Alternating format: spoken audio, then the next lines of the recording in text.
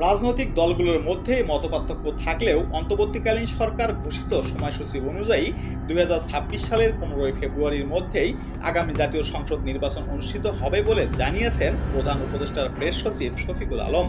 সকালে মাগুরার শ্রীপুর উপজেলার মুসলিম রেনেসার কবি ফারুক আহমেদের গ্রামের বাড়ি পরিদর্শনকালে তিনি এসব কথা বলেন।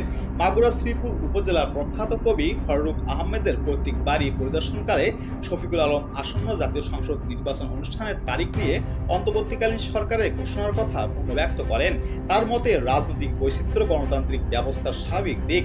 প্রধান উপদেষ্টার প্রেস সচিব আরো বলেন, রাজনৈতিক দলগুলোর মধ্যে মতপার্থক্য থাকা খুবই স্বাভাবিক, যদি না থাকতো তাহলে আলাদা দল থাকতো না। শফিকুল আলম বলেন, দল থাকলে মতপার্থক্য থাকবেই, না হলে ভিন্ন দল কেন হয়? আপনি যদি আমার মতোই হবেন তাহলে তো আপনি